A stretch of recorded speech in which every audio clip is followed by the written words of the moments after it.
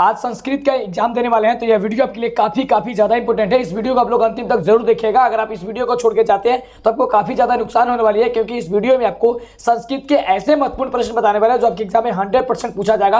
अब सिक्का उछल चुका है मेरे प्यारे साथियों, अब हेड भी आपका होगा, टेल भी आपका होगा। जब तक तोड़ेंगे नहीं तब तक छोड़ेंगे नहीं। अब आपके अंदर खून नहीं जुनून होना चाहिए मेरे प्यारे साथियों। आइए देखते हैं क्वेश्चन क्या कह रहा है। पूरे 100 क्वेश्चन बताने वाले हैं। सबसे पहला नंबर प्रश्न आपके स्क्रीन पे काफी लाजवाब और धमाल मचाने वाला प्रश्न है कि विधा दीर्घमाय में किन वर्णों की संधि हुई। तो याद करके रखेगा, इसमें हुई है आ धन अ की संधि हुई है, यानी कि ऑप्शन आपका ए नंबर जो दिया गया है, ये ए नंबर आपका बिल्कुल ही राइट उत्तर हो जाएगा। ये बिहार बोर्ड द्वारा जारी किया गया ऑफिशियल मॉडल पेपर है। अगला देखिए प्रश्न कह रहा है कि किसमें वर्णों के मेल से विकार उत्पन्न होता है। तो आपको याद होना चाहिए कि संधि में वर्णों के मेल से क्या होता है, विकार उत्पन्न होता है, यानी कि ऑप्शन आपका जो बी नंबर होगा, ये बी नंबर आपका बिल्कुल ही राइट उत्तर हो जाएगा। चलिए बात करते हैं अगले नंबर प्रश्न की। काफी लाजवाब क्वेश्चन है, समय हम बहुत ही कम लेंगे क्योंकि समय आपके पास काफी कम है, और इसलिए हम फटाफट से आंसर बता देंगे आपको, जिससे कि आपको अनुभव हो जाए। और इसी तरह का क्वेश्चन सीधे आपके परीक्षा में पूछा जाएगा। बस आपको डरना नहीं बाबू, लड़ना है। अब सिक्का उछल चुका है, हेड भी आपका होगा और टेल भी आपका होगा। अगला प्रश्न है कि संस्कृत लेखिका का विग्रह क्या होगा। जो संस्कृत लेखिका है उसका विग्रह जो होगा क्या होगा। तो याद करेंगे कि संस्कृत लेखिका का विग्रह होगा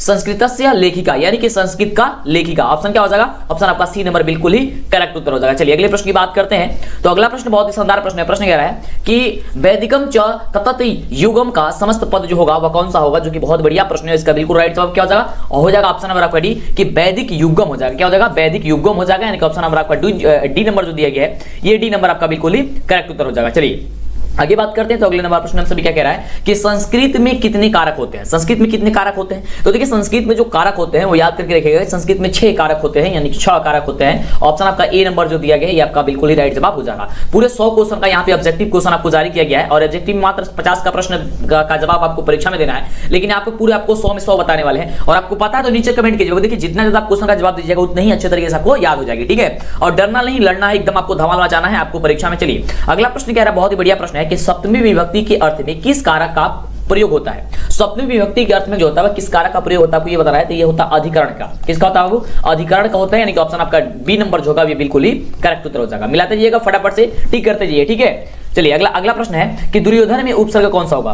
दुर्योधन में उपसर्ग आपको बताना है। वीडियो छोड़ के मत जाइएगा तो काफी ज्यादा नुकसान होगा आपको। दुर्योधन में देखिए दुर उपसर्ग जो दिया गया है ये आपका हो जाएगा, यानी ऑप्शन नंबर क्या हो जाएगा, सी नंबर हो जाएगा। और एक चीज बताना चाहेंगे, उपसर्ग कौन होते हैं, जो शब्द में पहले जुड़ते हैं, और प्रत्यय कौन होते हैं, जो शब्द के अंतिम में जुड़ते हैं, ठीक है। या तो दुर्योधन में यहाँ पे जो दूर जो उपसर्ग दिया गया है ये आपका बिल्कुल करेक्ट उत्तर हो जाएगा। अगले प्रश्न की बात करते हैं। अगला प्रश्न कह रहा है कि बाल्य पद का मूल रूप जो होगा वह क्या होगा। तो इसका बिल्कुल ही राइट जवाब हो जाएगा ऑप्शन बड़ी की बाला, ये बाल रूप होगा। क्या होगा, बाल। क्या हो जाएगा, बाल, यानी ऑप्शन नंबर क्या हो जाएगा, डी नंबर बिल्कुल ही करेक्ट उत्तर हो जाएगा। और हमने आपको पहले भी बताया था, देखिए बालक शब्द, फल शब्द, मुनि शब्द, साधु शब्द, नदी शब्द, इसका रूप आपको याद जरूर होना चाहिए, ठीक है। और इससे आपको काफी एग्जाम में बढ़िया प्रश्न पूछा है, और उसमें नदी शब्द का रूप आप याद कर लीजिएगा।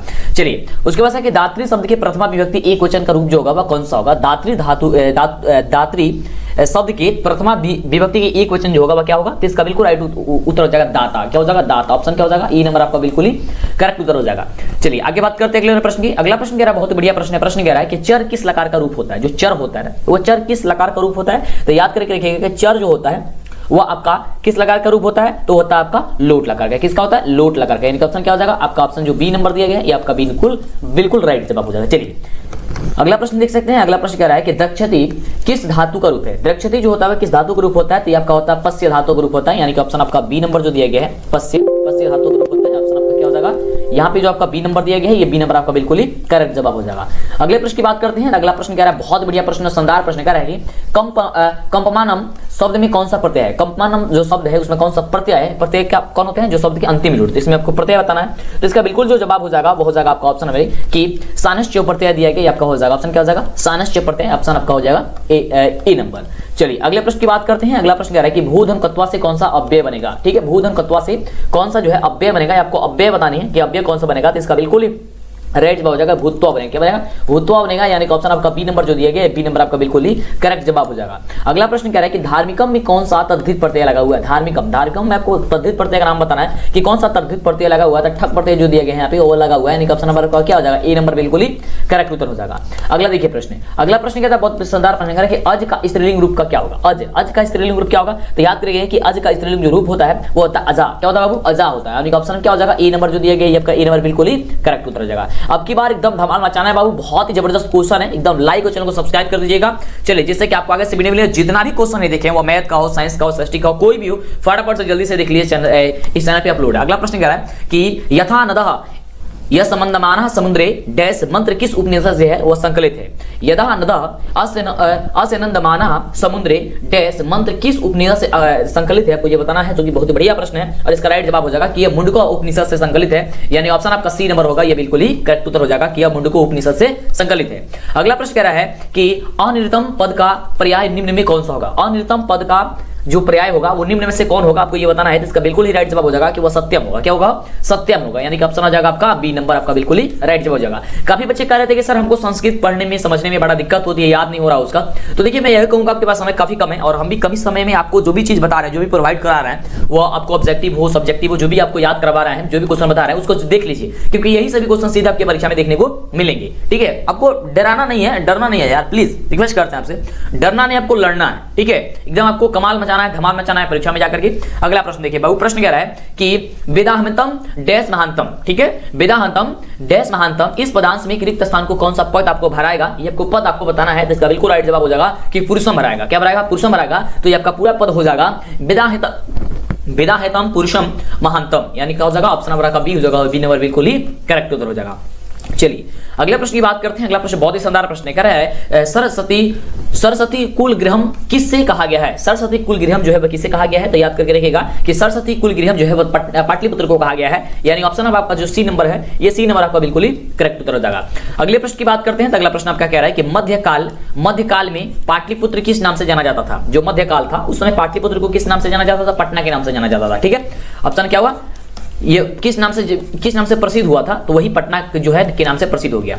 अगला प्रश्न कह रहा है कि पतन शब्द से पटना पाटलिपुत्र का अन्य नाम कौन सा है। पतन शब्द से बना पाटलिपुत्र का अन्य जो नाम है वो कौन है, तो आप सभी को पता है, कई बार आपको याद करके पढ़े भी होंगे कि ये पतन शब्द से जो है बना है वो पटना ही बना है, यानी ऑप्शन हो जाएगा आपका बी नंबर, इसका बिल्कुल ही राइट जवाब। अगले प्रश्न की बात करते हैं। तो अगला प्रश्न कह रहा है कि पाटलिपुत्र का वैभव किसके शासनकाल में अत्यंत समृद्ध था। पाटलिपुत्र का जो वैभव है वह किसके शासनकाल में अत्यंत समृद्ध था, तो याद करके रखिएगा कि वह चंद्रगुप्त मौर्य के समय में जो था वह अत्यंत जो है क्या होता, समृद्ध था, यानी ऑप्शन हो जाएगा आपका ए नंबर। ठीक है, चलिए अगले प्रश्न की बात करते हैं। अगला प्रश्न कह रहा है कि अलस कथा पाठ में किस दोष का निरूपण किया गया है। अलस कथा पाठ में जो है किस दोष का ये आपका किया गया है, तो ये तो सभी बच्चों को पता है कि उसमें आलस का ही बात किया गया है। आलस्य कथा में आलस्य का बात किया गया, यानी कि आलस का, आलस्य का मतलब क्या होता है? आलस का बात किया गया है, निरूपण किया है। ऑप्शन नंबर क्या हो जाएगा? ए नंबर आपका बिल्कुल ही राइट जवाब हो जाएगा। एकदम दिमाग शांत जगह रखिएगा और आप अच्छे से करिएगा, कोई दिक्कत नहीं होगा। प्लीज मैं रिक्वेस्ट करता हूं आपसे, प्लीज आप ध्यानपूर्वक दिखिएगा, कोई दिक्कत नहीं होगा, आपको एकदम अच्छे तरीके से आपका रिजल्ट आएगा और बढ़िया से बनेगा आपका। देखिए एग्जाम कोई दिक्कत होगा ही नहीं होगा। ठीक है, कुछ भी दिक्कत नहीं होगा। अगला प्रश्न कि सजितनाम डैश दृष्टवा के धावंती जंतवः, इस पदांश के रिक्त स्थान में कौन सा पद होगा, आपको ये बताना है। सजतिनाम डैश दृष्टवा के धावंती जंतवः, इस पदांश के रिक्त स्थानों में जो खाली स्थान दिए गए हैं वहां पे क्या होगा, तो याद करके यहाँ पे होगा सुखम। ठीक है, सुखम, यानी कि हो जाएगा आपका पूरा का पूरा जो शब्द हो जाएगा यहाँ पे हो जाएगा सजातिनाम सुखम दृष्टवा के न धावंती जंतवा, ऑप्शन हो जाएगा आपका बी नंबर। अगले प्रश्न की बात करते हैं। तो अगला प्रश्न कह रहा है कि जलती हुई आलसशाला में चारों आलसी क्या कर रहे थे। जलती हुई आलसशाला में जो है चारों आलसी जो आपस में क्या कर रहे थे, तो ये कहानी बड़ा ही मजेदार था। इसका बिल्कुल राइट जवाब हो जाएगा, ऑप्शन नंबर सी हो जाएगा कि पर अस्परा लाभ कर रहे थे, यानी ऑप्शन नंबर आपका जो सी है वो आपका बिल्कुल ही राइट जवाब हो जाएगा। अगले प्रश्न की बात करते हैं, फटाफट से देख लीजिए। क्वेश्चन कह रहा है कि तुषिणीम कथनम न दृष्ट था, किसका कथन है। तुषिणम कथनम न दृष्ट था, किसका जो है कथन है, आपको ये बताना है। तो इसका बिल्कुल राइट जवाब हो जाएगा ऑप्शन नंबर आपका सी कि चौथे आलसी का यह कथन था। कौन सा कथन, ये आलसी का कथन था, तो चौथे आलसी का यह कथन था। अगला प्रश्न है कि दर्शन शास्त्र में किसकी रुचि थी। दर्शन शास्त्र में जो है किसकी रुचि थी, आपको ये बताना है। तो देखिए दर्शन शास्त्र में जो रुचि थी वह थी आपका मैत्री का। किसका था? मैत्री का था, यानी ऑप्शन आपका हो जाएगा बी नंबर बिल्कुल ही राइट जवाब। अगले प्रश्न की बात करते हैं। तो अगला प्रश्न कह रहा है कि अर्थवेद में कितने मंत्र दृष्टता ऋषिकाओं का उल्लेख है तो याद करके रखिएगा। इसका बिल्कुल जो राइट जवाब हो जाएगा वह 5 ऋषिकाओं का था, यानी कि ऑप्शन आपका हो जाएगा ए नंबर 5। ठीक है, क्या हो जाएगा 5 आपका बिल्कुल ही राइट जवाब हो जाएगा। अगला प्रश्न हम सभी का कह रहा है, बहुत ही शानदार प्रश्न है। प्रश्न कह रहा है कि निम्नलिखित में गंगा देवी की रचना कौन सी है, यानी कि 4 यहाँ पे आपका ऑप्शन दिया गया। इसमें गंगा देवी की जो रचना है वो रचना कौन सी थी, तो याद करके उनका रचना जो था मधुरा विजयम था, यानी ऑप्शन हो जाएगा आपका क्या चीज बी नंबर मधुरा विजयम। अगले प्रश्न की बात करते हैं। तो अगला प्रश्न कह रहा है कि कंपनराय की रानी जो थी वह कौन थी, कंपनराय की रानी जो थी वह कौन थी, तो याद करके रहेगा उसकी जो रानी थी वो थी गंगा देवी। कौन थी वो गंगा देवी थी, यानी ऑप्शन हो जाएगा आपका सी नंबर।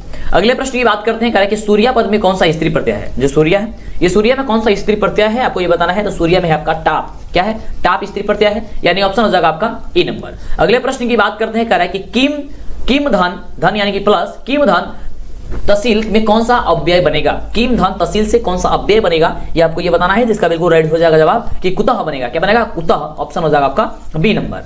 अगले प्रश्न की बात करते हैं। तो अगला प्रश्न कह रहा है कि कर्णियम पद में कौन सा प्रत्यय है, कर्णियम जो पद है इसमें कौन सा प्रत्यय बनेगा आपको ये बताना है। तो इसमें प्रत्यय का अन्यर प्रत्यय, क्या बनेगा अन्यर प्रत्यय बनेगा, यानी ऑप्शन हो जाएगा आपका सी नंबर। अगला प्रश्न कह रहा है कि धाव धातु के विधिलिंग लकार प्रथम पुरुष एक वचन का जो रूप होगा वह कौन सा है, इसमें से आपको ये बताना है। तो इसका बिल्कुल राइट जवाब हो जाएगा, फटाफट टिक कर दिएगा धावित है, क्या हो जाएगा धावित, यानी कि ऑप्शन हो जाएगा आपका डी नंबर। अगला देखिए प्रश्न क्या कह रहा है, हम सभी का बहुत ही शानदार प्रश्न है। कह रहा है कि भूपति शब्द का रूप किसके समान चलेगा, भूपति शब्द का रूप है जो किसके समान मतलब किसके जैसा चलेगा, मतलब उसी तरीका का वो भी होगा। जैसे कि आपका बालक शब्द का रूप और फल शब्द का रूप दोनों एक ही है, थोड़ा सा पहला जो लाइन है वही आपका अलग है, उसी प्रकार से भूपति शब्द का रूप है इसमें से किसका चलेगा। ठीक है, आपको ये बताना है। तो 35 नंबर प्रश्न का जवाब हो जाएगा कि मुनि शब्द के रूप के अनुसार चलेगा, यानी कि ऑप्शन हो जाएगा आपका डी नंबर, किसके अनुसार चलेगा मुनि शब्द। अगले प्रश्न की बात करते हैं। अगला प्रश्न देख सकते हैं आपके स्क्रीन पे, प्रश्न कह रहा है कि किस पद में अधि उपसर्ग नहीं है, अधि उपसर्ग इसमें से किस कौन ऐसा पद है जिसमें अधि उपसर्ग नहीं है। तो अधर्म जो दिया गया है ऑप्शन नंबर आपका डी, इसमें अधि जो है उपसर्ग नहीं है, यानी ऑप्शन हो जाएगा आपका डी नंबर।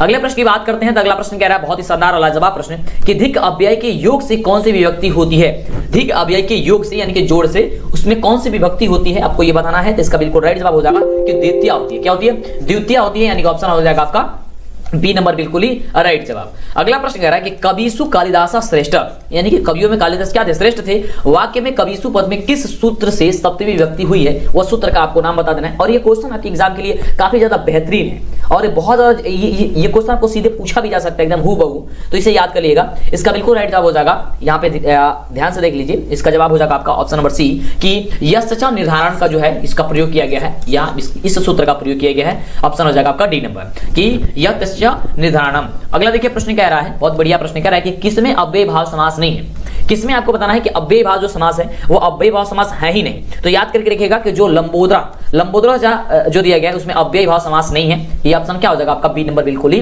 राइट जवाब हो जाएगा। अगला देखिए प्रश्न कह रहा है कि किसमें विग्रह होता है, किसमें जो है विग्रह होता है आपको ये बताना है, समास में, संधि में, संयोग में या फिर संयुक्त कार में किसमें होती है आपको 40 नंबर प्रश्न का जवाब बताना है। तो इसका बिल्कुल राइट जवाब है समास में जो होती है वो विग्रह होती है, किसमें होती है विग्रह, समास में विग्रह होता है। अगला देखिए, अगला कह रहा है कि पाठ अस्मिन किस संधि का उदाहरण है, पाठ अस्मिन किस संधि का जो उदाहरण है तैयार करके रखेगा, यह है आपका विसर्ग का। ठीक है, क्या हो जाएगा विसर्ग, ऑप्शन हो जाएगा डी।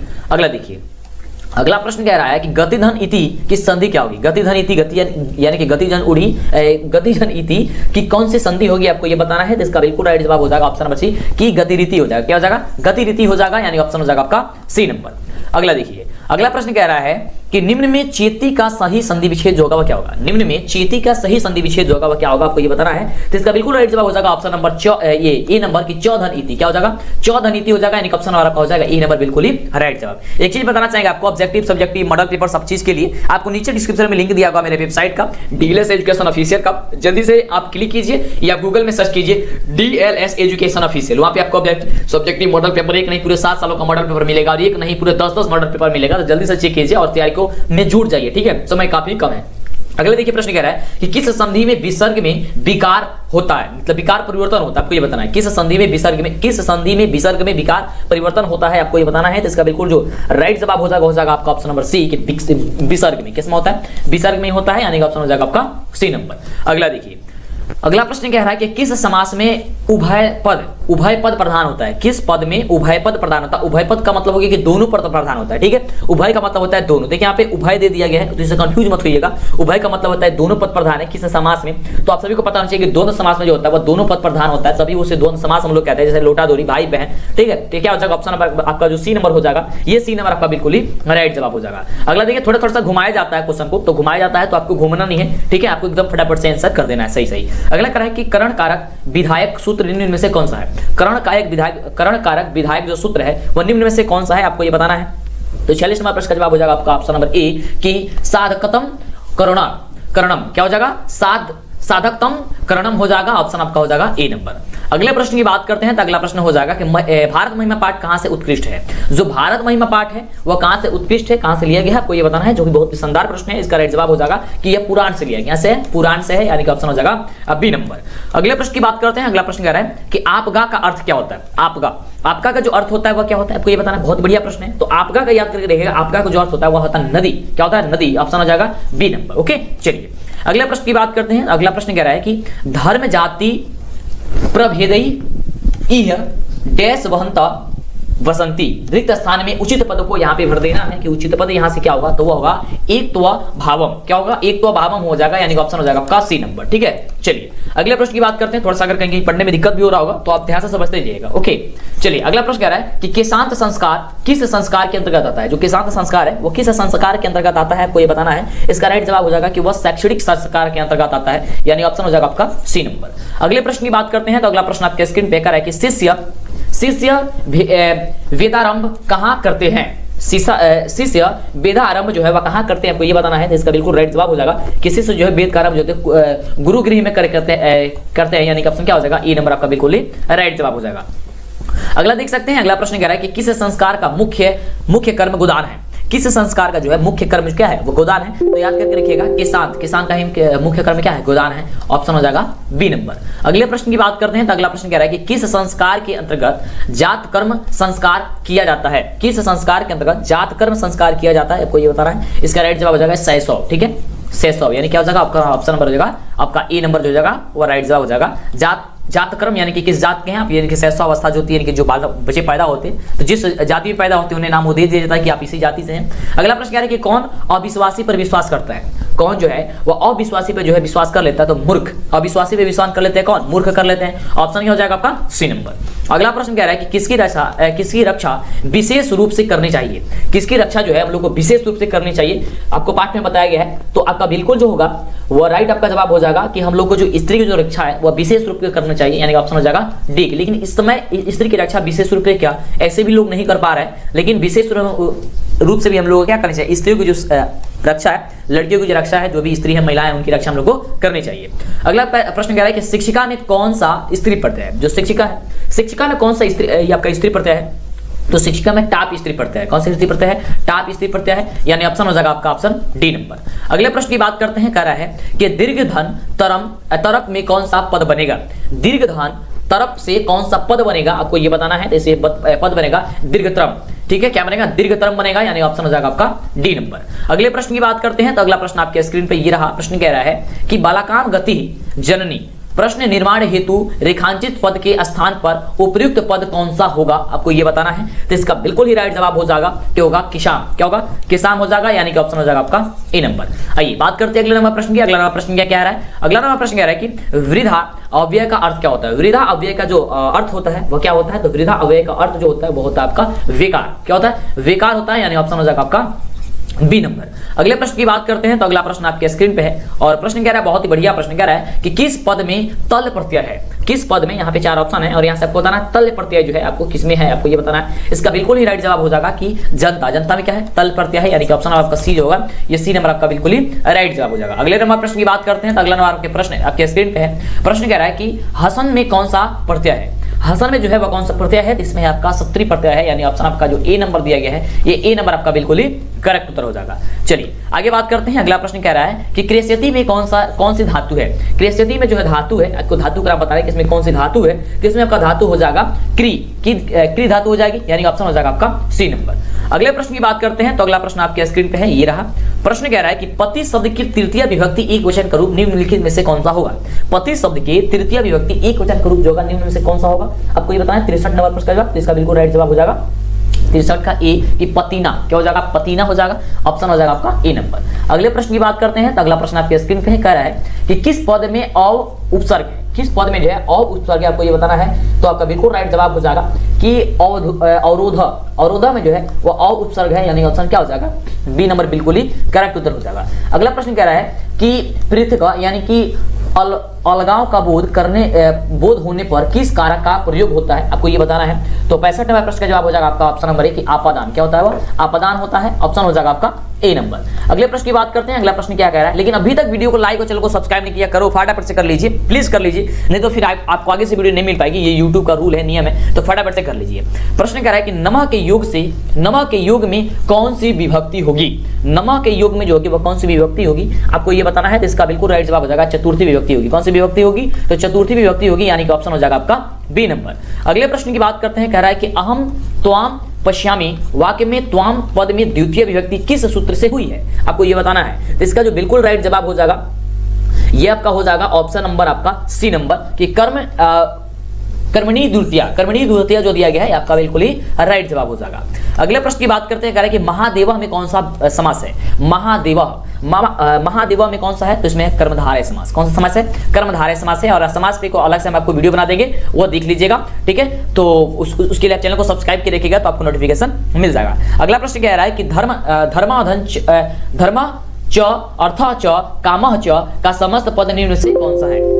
धर्म च अर्थ च कामः च का समस्त पद जो होगा निम्न में से कौन सा होगा, आपको ये बताना है। 69 नंबर प्रश्न का जवाब, तो ये हो जाएगा आपका ऑप्शन नंबर ए कि धर्म अर्थ कामः, ऑप्शन क्या हो जाएगा, ऑप्शन होगा आपका ए नंबर। ओके, चलिए आगे बात करते हैं अगले प्रश्न की। और जो भी डाउट हो रही है जहां पे भी हमें बता दीजिएगा नीचे कमेंट करके, और कौन कौन सा टॉपिक आपको चाहिए, किस टॉपिक आप चाहते हैं, आप ये वीडियो चाहते हैं तो टॉपिक बता दीजिएगा नीचे कमेंट करके, हम आपको ला करके दे देंगे। प्रश्न कह रहा है कि खिलंत्रम में कौन सा समास है, आपको बताना है। खिलंत्रम, तो इसमें आपका जो समास हो जाएगा वो आपका समास होता है तत्पुरुष समास। कौन सा समास हो जाएगा, तत्पुरुष समास हो जाएगा, यानी ऑप्शन हो जाएगा आपका सी नंबर।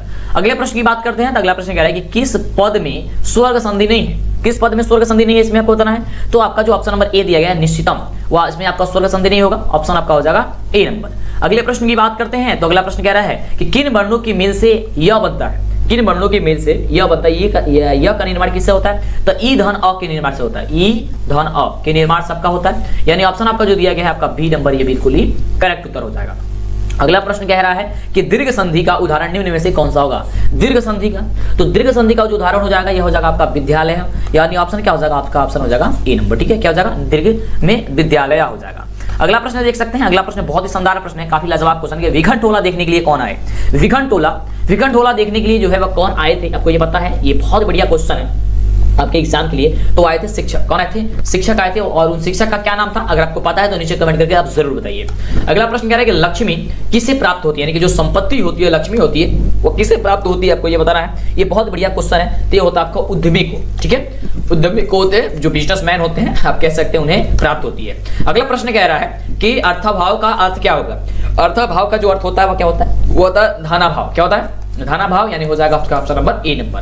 अगले प्रश्न की बात करते हैं, तो अगला प्रश्न कह रहा है कि स्वामी दयानंद का परिवार किसका उपासक था। स्वामी दयानंद का परिवार किसका उपासक था, आपको ये बता रहा है। तो 77 का हो जाएगा आपका ऑप्शन नंबर ए कि शिव का था। किसका था, शिव का था, यानी ऑप्शन हो जाएगा आपका ए नंबर, बिल्कुल ही करेक्ट उत्तर। अगला देखिए, अगला प्रश्न कह रहा है कि मूल शंकर को बिरजानंद के दर्शन कहाँ हुए। मूल शंकर को बिरजानंद का जो दर्शन हुए तो कहाँ हुए थे, आपको ये बताना है। बहुत बढ़िया प्रश्न है, तो इसका बिल्कुल राइट जवाब हो जाएगा मथुरा में हुए थे। कहाँ हुए थे, मथुरा में, यानी कि ऑप्शन हो जाएगा आपका बी नंबर, बिल्कुल ही राइट जवाब। फटाफट से लाइक और चैनल को सब्सक्राइब कर लीजिए, अभी तक नहीं किया तो सोचिए मत, इसमें कंजूसी मत कीजिए। सब्सक्राइब नहीं किए तो कर लीजिए, लाइक नहीं किए तो लाइक कर दीजिए, ठीक है। अगला प्रश्न कह रहा है कि मूल शंकर में वैराग्य भाव का उदय कब हुआ था। मूल शंकर में वैराग्य भाव का जो उदय हुआ था तो वो कब हुआ था, तो उनका जो उदय हुआ था वो होता बहर की मृत्यु के बाद। कब हुई थी, तो बहर की मृत्यु के बाद, यानी ऑप्शन हो जाएगा आपका सी नंबर। अगला प्रश्न कह रहा है कि रामायण के अयोध्या कांड से संकलित पाठ निम्न में से कौन सी है। रामायण के अयोध्या कांड से जो संकलित पाठ है वो पाठ कौन सी है, आपको ये बताना है। 80 नंबर क्वेश्चन का जवाब वो है मंदाकिनी वर्णम। कौन सा है वह, मंदाकिनी वर्णम है, आपका ऑप्शन हो जाएगा ए नंबर।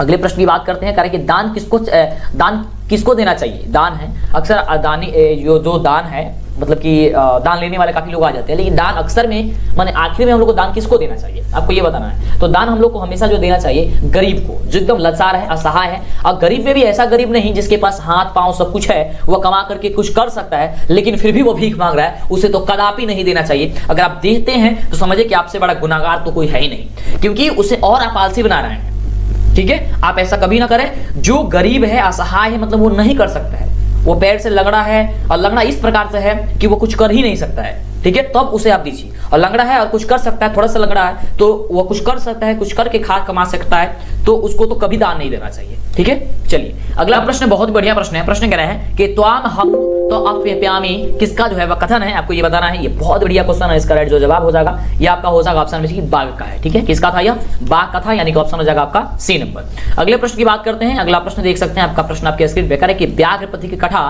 पाठ में कैंतेय शब्द किसके लिए प्रयुक्त किया गया है? कैंतेय जो प्रयुक्त किया गया शब्द व्याघ्रपति कथा में वो किसके लिए प्रयुक्त किया गया था? तो याद करके रखिएगा, वो प्रयुक्त किया था अर्जुन के लिए। किसके लिए प्रयुक्त किया गया था? अर्जुन के लिए। ऑप्शन हो जाएगा आपका डी नंबर। अगले प्रश्न की बात करते हैं, कह रहा है कि महंतराम भिक्षा याची, महंतराम भिक्षा याची किसका कथन है, आपको ये बताना है। बहुत बढ़िया क्वेश्चन है और इसका जो राइट जवाब हो जाएगा वो हो जाएगा आपका शक्र। ठीक है, क्या हो जाएगा? वो शक्र हो जाएगा। ठीक है, किसका कथन था? तो वो शक्र का कथन था। अगला प्रश्न कह रहा है कि सर्प की जिह्वा के सामने चंचल क्या है? सर्प की जिह्वा के सामने जो चंचल है वह चंचल क्या है? वो है राजलक्ष्मी। कौन है? राजलक्ष्मी। ऑप्शन हो जाएगा आपका। अगले प्रश्न की बात करते हैं जो कि काफी बढ़िया प्रश्न कह रहा है कि कर्ण से दानवीरता पाठ कहां से उत्कृष्ट है? यानी कर्ण की जो दानवीरता पाठ कथा है, ये पाठ है, वह कहां से उत्कृष्ट है, आपको ये बताना है। तो ये आपका उत्कृष्ट है कर्णभारम से। ऑप्शन हो जाएगा ए नंबर। किसका हो जाएगा? ए नंबर आपको बिल्कुल ही क्या हो जाएगा? ए नंबर बिल्कुल ही राइट जवाब। अगला प्रश्न कह रहा है, बहुत ही बढ़िया प्रश्न है, कह रहा है कि शरीर के नष्ट हो जाने पर भी मनुष्य का क्या नष्ट नहीं होता है? शरीर जो है नष्ट हो जाता है मृत्यु के बाद से, यानी कि शरीर जो नष्ट हो जाता है फिर भी मनुष्य का क्या नष्ट नहीं होता है, आपको ये बताना है। तो उसकी जो गुण है, जो क्वालिटी है उसके अंदर, ये कभी भी नष्ट नहीं होती है। ऑप्शन क्या हो जाएगा? ए नंबर बिल्कुल ही राइट जवाब हो जाएगा। अगला देखिए, और आपका जो ज्ञान है वह ज्ञान भी आपका नष्ट नहीं होता यार। तो आपका गुण और ज्ञान दोनों ही होना चाहिए। शरीर के नष्ट हो जाने पर भी आपका जो ज्ञान है, ज्ञान तो नहीं होगा, यहाँ पे गुण ही होना चाहिए। ठीक है, ऑप्शन आपका बी नंबर हो जाएगा, ए नंबर। अगला प्रश्न देख सकते हैं। अगला प्रश्न कह रहा है कि असहिष्णुता को कौन जन्म देता है? असहिष्णुता को जो है जन्म जो है वह कौन देता है? तो देता है द्वेष। क्या देता है? द्वेष जन्म देता है। ऑप्शन हो जाएगा आपका बी नंबर। अगले प्रश्न की बात करते हैं। तो अगला प्रश्न कह रहा है कि देशों के बीच विवादों का समाधान करना किसका काम है? देशों के बीच विवादों का समाधान करना जो होता है वह किसका काम होता है? तो वह काम होता है संयुक्त राष्ट्र संघ का। किसका काम होता है? संयुक्त राष्ट्र संघ, यानी कि ऑप्शन हो जाएगा आपका सी नंबर। अगले प्रश्न की बात करते हैं। तो अगला प्रश्न आपके स्क्रीन पे है और प्रश्न कह रहा है कि योग दर्शन के परिवर्तक कौन है? योग दर्शन के जो परिवर्तक है वो कौन है, आपको ये बताना है। तो इसका बिल्कुल ही राइट जवाब हो जाएगा, याद करके रखिएगा, कि पतंजलि है। कौन है? पतंजलि, यानी ऑप्शन हो जाएगा आपका ए नंबर। अगला देख सकते हैं। अगला प्रश्न कह रहा है, बहुत बढ़िया प्रश्न कह रहा है कि आचार्य चरक की रचना कौन सी है? आचार्य चरक की रचना जो है वह कौन सी, आपको ये बताना है। तो वह रचना थी चरक संहिता। ठीक है जी, चरक संहिता था, यानी ऑप्शन हो जाएगा बी नंबर। अगले प्रश्न की बात करते हैं। तो अगला प्रश्न आपके स्क्रीन पे ये रहा। प्रश्न कह रहा है, बहुत बढ़िया प्रश्न है, कि किस शब्द में डीप प्रत्यय है? किस शब्द है? यहाँ पे आपको 4 ऑप्शन दिया गया है, इसमें आपको डीप प्रत्यय बताना है। तो विदिशु में जो दिया गया है आपका डीप प्रत्यय यहाँ से हो जाएगा। क्या हो जाएगा? विदिशु में है। अगला देखिए, अगला प्रश्न कह रहा है कि गौरव में कौन सा तद्धित प्रत्यय है? गौरव में कौन सा तद्धित प्रत्यय है, आपको ये बताना है। तो गौरव में जो तद्धित प्रत्यय है वो अन है। ठीक है, अणि प्रत्यय है। ऑप्शन हो जाएगा आपका ए नंबर। क्या हो जाएगा? ए नंबर आपका बिल्कुल ही राइट जवाब। अगला प्रश्न कह रहा है कि अंशुधन यानी कि अंशुजुड़ मतुप में कौन सा पद बनेगा, आपको ये बताना है। तो 94 नंबर प्रश्न का जो जवाब हो जाएगा वो आपका हो जाएगा अंशुमान। क्या हो जाएगा? अंशुमान हो जाएगा, यानी कि ऑप्शन हो जाएगा बी नंबर। चलिए अगले प्रश्न की बात करते हैं। तो अगला प्रश्न क्या है आप सभी का, कि किंतुन प्रत्यय किस पद में है? यहाँ पे किंतुन जो प्रत्यय है वो किस पद में? आपको यहाँ पे 4 ऑप्शन दिया गया है। तो आपका गति में जो है किंतुन प्रत्यय लगता है, यानी ऑप्शन हो जाएगा आपका डी नंबर। अगले प्रश्न की बात करते हैं। तो अगला प्रश्न कह रहा है कि अतपत किस धातु का रूप है? अतपत जो है वह किस धातु का रूप है, आपको ये बताना है। तो अतपत जो है तप धातु का रूप है, यानी ऑप्शन हो जाएगा आपका बी नंबर। अगले प्रश्न की बात करते हैं। अगला प्रश्न कह रहा है कि निष्काम शब्द में उपसर्ग क्या होगा? निष्काम में किसका उपसर्ग होगा, आपको ये बताना है। तो ये हो जाएगा आपका निष्का। क्या हो जाएगा? निष्का, यानी ऑप्शन हो जाएगा आपका सी नंबर। अगले प्रश्न की बात करते हैं। तो अगला प्रश्न कह रहा है कि परितः के योग से कौन सी विभक्ति होती है? परितः के योग में कौन सी विभक्ति होती है? परितः के योग में, ठीक है, योग से नहीं, योग में कौन सी विभक्ति होती है? तो इसका बिल्कुल ही राइट जवाब हो जाएगा ऑप्शन नंबर आपका डी नंबर की द्वितीया होती है। क्या होती है? ये आपका द्वितीया होती है, यानी ऑप्शन हो जाएगा डी नंबर। अगले प्रश्न की बात करते हैं। तो अगला प्रश्न क्या है कि नए समास का पहला पद क्या होता है। मतलब नए समास का सब लोग बनाते हैं कि नए समास का पहला जो पद होता है वो क्या होता है, वो नकारात्मक होता है, यानी ऑप्शन क्या होता है, बी नंबर हो जाएगा, नहीं वाला पद उसमें जुड़ जाता है। अगला देखिए, अगला प्रश्न कह रहा है कि छंद शास्त्र का के रचयिता कौन है। छंद शास्त्र के जो रचयिता है वो कौन है, तो वह है आपका आचार्य पिंगल। क्या है, आचार्य पिंगल है, यानी कि ऑप्शन हो जाएगा आपका ए नंबर। तो आप हमें नीचे कमेंट करके बताइए कि अपने 100 प्रश्न में से कितने प्रश्न का जो है अभी तक सही जवाब दे पाए हैं।